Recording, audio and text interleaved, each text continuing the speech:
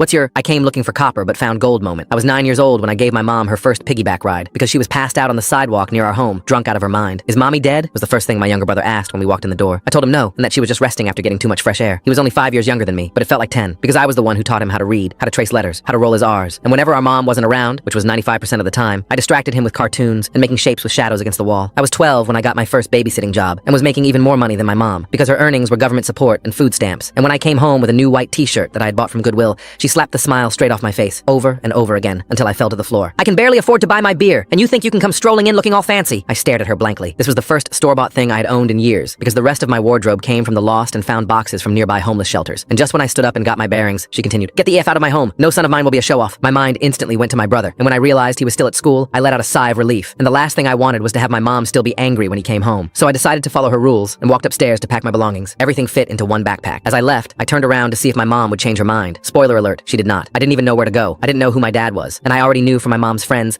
that all the local homeless shelters were full. I sort of just walked around for a while and let my feet do the navigating. And when the sky turned dark, I took refuge in my favorite playground, the one I always used to go to with Louie. So there I was, 12 years old, sitting on the swings at 11 p.m. when an adult came up to me. It was a woman with a soft voice. Her face was wrinkly, like she had smiled a lot in her life. "Why don't you go home?" she asked kindly. I looked her right in the eyes and smiled back without saying a word, as if I ever had one. We ended up talking for a while, and I gave her my address. She took my hand and brought me to her car. Turns out, she was a social worker. I thought she would drive me somewhere safe, but instead she drove me back home. When she knocked on the door, Louie answered, and he smiled so brightly it could have lit up the entire street. "Is this your brother?" she asked, her voice completely neutral. But there was a glimmer in her eyes that told me she was paying more attention than she was letting on. That night, I slept hidden under Louis's bed, and when I woke up in the middle of the night, his head was lying on my chest with his tiny arms wrapped around my neck. I stared at his soft face in a deep sleep, the way his lips curled upwards like he was having a good dream. That's when I knew he had to be protected, and I knew how our mom treated us wasn't okay, but I wanted the problem to go away by itself, and one day it did, or more specifically, the next morning, because that's when I heard someone banging on the door. My mom opened it, and I instantly recognized the voice. It was the same woman from the park. I crept down the stairs and saw a police officer standing beside her. He had one of those faces that seemed friendly, but looked like it could turn at any second. Luckily, my mom spotted me instantly and dragged me down the stairs at full force, because that was more than enough evidence for the officer to hold her down, while the social worker brought me and my brother into an emergency foster home. The parents basically treated me as a work slave, but it felt like nirvana, because they were treating Louie like he was one of their own, and that's all I wanted for him. In fact, they loved him so much that they wanted to adopt him, and since Louie told them that being housed with me was a non-negotiable, they took me in too. The process was actually extremely easy. Our mom didn't even fight for us, because the foster family paid her $50 to terminate her parenting rights to us, and she agreed without hesitation. Update: I'm now 17 and have spent my entire life working and studying. I have around $2,000 in my bank account. The family never really warmed up to me, but luckily Louie got the childhood I never had. Everything was going well until 6 months ago. My mom managed to track down what school I was attending, and I saw her waiting outside when school ended. I always figured she'd make her come back in one way or another, so I just asked her what she wanted. "You owe me," she said with a straight face. But I wasn't the same kid she dragged down the stairs anymore. I was almost an adult, so I told her to F off and just walked home. But that evening when Louie came home from soccer practice, he brought a guest. It was our mother. He told me I owed it to her to give her another chance. Full story on channel, link below.